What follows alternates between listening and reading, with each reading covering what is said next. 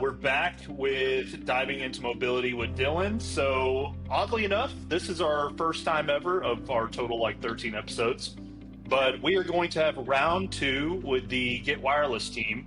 We had a crazy amount of feedback and questions and hey, where's the product? Very fun day ahead. We're going to make sure we highlight some use cases, some different things that we do one-on-one with Get Wireless as a partnership. And at any given time, if you see me snacking, it's because this is my lunch today. So I will be turning a lot of this over to Miles and Mike to kind of just give them the floor for a lot of today's talk through. But be sure to reach out with any sort of questions and anything fun. And of course, our one fan, super fan, Miles's mom decided to comment on our LinkedIn post, and it was awesome. So first of all, thanks for queuing it up, Dillon. But yeah, hi Mom, good to see you on the line. I'll talk to you later. Love you. Okay, so anyways, I kind of wanted to take a minute just to talk about Dillon and I's relationship day to day, week to week. Just how sales work and everything like that. So Dillon's doing the hard job, right? Dillon's out there, pounding the pavement, knocking on the doors, smiling and dialing for the cold calls. And then he comes to me and he's like, Miles, I got this problem. I need inventory. I need pricing. I need your help on getting a bunch of stuff into the United States, whatever it might be. So effectively what I'm doing with Dillon is I'm just making his life as easy as possible and responding quickly. Giving him exactly what he wants when he wants it, and then he goes out and closes the deal. So it's kind of great because that's all I'm doing. It's just nice, friendly customer service. I've got a great team under me. So I got Mandy as my inside sales rep when I'm traveling. I got Taylor, who's doing all the orders for me and helping with pricing while I'm out. So at all times, Dillon's going to be taken care of, and the CTS team. And that's just kind of the mantra we like to do at Get Wireless. Is we really try to do an hour or less response time. We try to make sure everybody is as satisfied as possible. And I just want to take a moment to highlight that because that is one of the main reasons people come to Get Wireless is they're tired of having 1 to 2 to 3 day response time. They can't wait. The sale will go somewhere else, right? So Miles, let's talk about that a little bit. Right, there's been a couple of months where CTS had these last minute opportunities, these large last minute these large opportunities, and it came to us and said, "How fast can we get them?" Right? Yeah. So kind of talk about that. What was some of the stuff that we turned over within a week? Yeah. So we had a pretty large request at the end of calendar Q2. If I'm not mistaken, the total request was around 2,050 VR1 minis. And Mike, what do we have? Was that 12 days to turn it around? Something like that? And this is just more than one project, but regardless, 2,000 plus devices for several CTS projects. And where this pressure was coming from was, Verizon had some promotions that were ending on July 31st. If it shipped, or if we had the information on the 1st, then the equation is dramatically changed, and now the deals aren't going to close at all. So what Mike and I did is, Mike, what were we doing? It's 4 a.m, 10 o'clock at night. We were talking to PepLink and, at their HQ to get manufacturing going. We were doing a lot of, honestly, pretty out of the box, unusual customer service level activities, but we got it done. We got the device list for all of them, and frankly, I was a little surprised because I was nervous. But that's just a large example, but a good example of what distribution and value-added reseller relationship can look like on a big scale. Yeah, so, I'll add to that real quick, Mike. Is just me working with Miles and you guys directly. There will be times where I'm up against the wire. I have 2 or 3 days. And just from a Verizon partner of ours to me standpoint, that's where we don't always want to just chase what's the lowest cost. Mike, what you got? I was going to say, so typically, that last minute request, that was above and beyond everything else we sold that month or that quarter, right? So this was unplanned inventory, and it's kind of hard to, 2,000, it's a lot of inventory to bring in. So the fact that we did it within, a week and a half is pretty amazing. It's all because we wanted to help out, you guys and make sure it was, your customers, your Verizon reps that you deal with on a day-to-day is perfect, because they don't always know who Get Wireless is, right? But we're, we're here to help you guys hit their numbers so they hit their numbers and everything. I understand that Verizon relationship and how hard it is and how tough of a position that is and the pressure that they're under. Completely get it. Been there myself. So it's just fun to see how we can do things so fast and get everything out. Yeah. To make it smooth for everybody. Well, I was going to say, it sets a new precedent, right? So, oh my gosh, CTS, Get Wireless, Peplink, whoever they want to plug into this next sentence, they can do this like unbelievable task. I mean, again, as much as we want to play with the big boys, we're not Apple, we're not selling millions of units a month, right? But what we can do is in our orbit is pretty awesome. So it's definitely worth highlighting. A lot of times I'll kind of build out the solution of what I need, and I just say, Miles, what's stock, lead time, pricing? I think of my brain works as an Excel sheet. I think, hey, what's my price going to be? This is how many I need. How long is it going to take to get it? So that I can go back to my reps or my teams and say, look, here's all your information. Take it or leave it. Like, this is the best I can give you. So, and just as Mike was mentioning last week, just always happy to jump on a meeting. We were just on one yesterday. I mean, this customer just got brought to us a few days ago with a specific need that we just, oddly enough, talked about for a minute or two last week. But Mike, I'll let you kind of dig into that because the technical was way over my head this go around. Yeah. So the big thing for this customer, I'll kind of lay the whole use case, right? They're a temporary hotspot location on steroids, right? So this isn't just like, hey, I got a MiFi device or I got a jetpack or whatever the personal hotspot device is. This is something for high throughput data. And typically right now what we're seeing out there is we're seeing really fast downloads, but we're not seeing that great of uploads as of yet.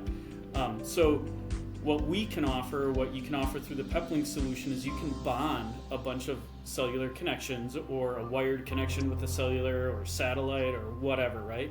You can take those internet connections, as many as you can fit into a device, bond them together, and hopefully drive up that throughput. So the use case is it's a portable or it's a temporary location. They go out to a location for a while and they do their tests. It's in the construction industry. But they're uploading some information. They have to do it a lot. They have an SLA in place where they have to send out so many things within a certain amount of time, right? And that's why the upload is very important because they're uploading these, high.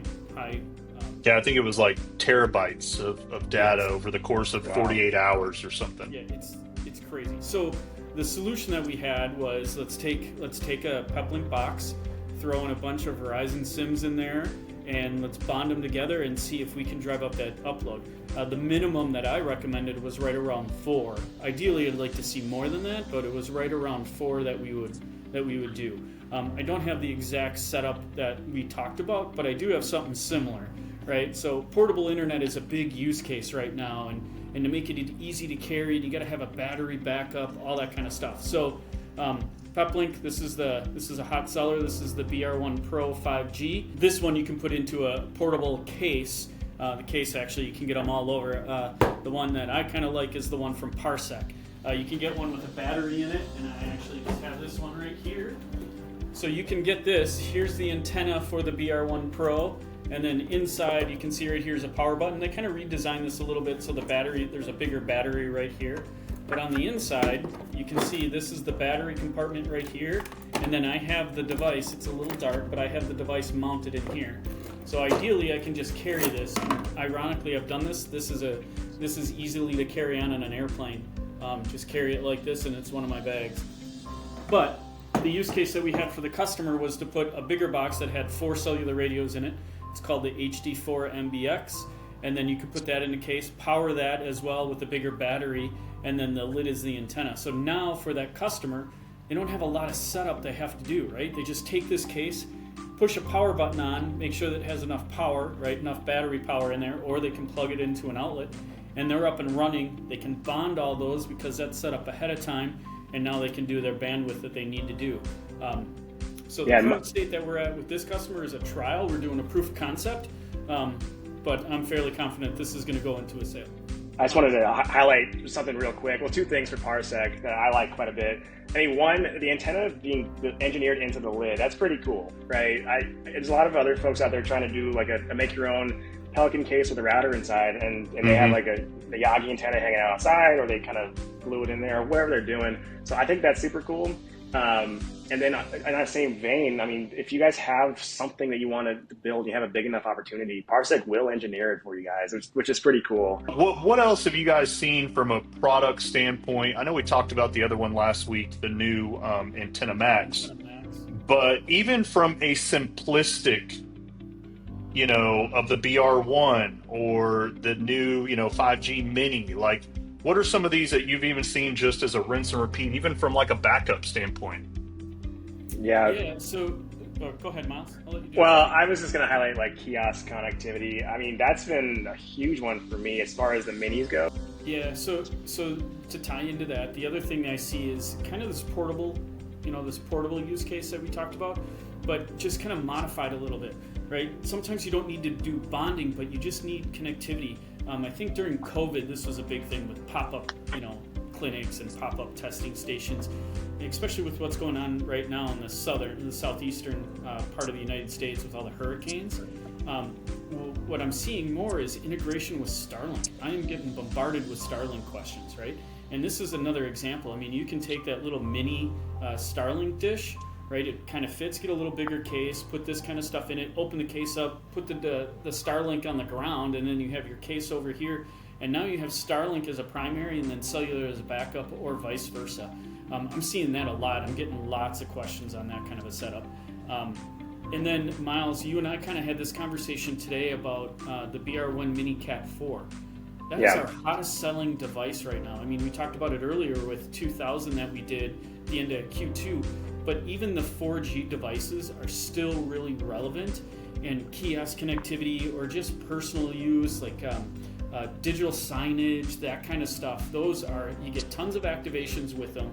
The device isn't very expensive, and they fit on, you can put them on the fixed wireless access plans, or you can put them on IoT plans. But again, we're seeing a lot of Cat 4s just going out the door for all sorts of IoT applications. So those that are a little illiterate, I mean, they always think higher cat rating, the better, higher speed, the better. But I had a teacher in college. She would always say, more is not better, better is better. Anything you guys can leave us with till we go round 3 at another time? Yeah, I'll start. The Peplink website is great. So it's what I use all the time for the pre-sales and the post-sales support. Yeah, for me, it's just trying to keep up with all the new and latest information on stuff. Reach out to as many people as you can, either internally here, whether it's with Miles, Dillon, anybody, even within the Get Wireless. Just chat with them. What are you dressing up as? So I'll go real quick. So I always try to match my son Jake. Last year I was Batman, like the original, like Michael Keaton, and he was Robin. And then this year I will be Optimus Prime, and he will be the new movie where he is like the pre-Optimus Prime, Orion Pax, and my soon-to-be wife will be Bumblebee. But nice. I never knew about Orion Pax. So news to me. Yeah, mine's not incredibly interesting, but I went to a party last weekend, and it was like a glow party, so we wear like stuff that glows in the black light. So I wore a shirt I bought at a rave a few years ago, and the black light on it is incredible. So I might just put one of those in my doorway when I'm handing out candy. I don't know. Yeah, exactly. All right, so for me, I'm trying to get my wife to be a couple's costume, but I'm not winning. My wife has very curly hair, so it kind of ties into my theme here. I don't have any hair, right? I'm bald, so my head gets cold a lot. So I have a hat that doesn't cover my ears, a knit hat. And I'm trying to get my wife to be a wet bandit with me. And if you guys don't know who the wet bandits are, but those are the two thieves from Home Alone. We'll close it out for the day. Shoot, there goes 25 more minutes. So we appreciate everyone's time, and look forward to round 3 with these guys, and we'll keep digging into different use cases, different products. But see you all next week. See you guys.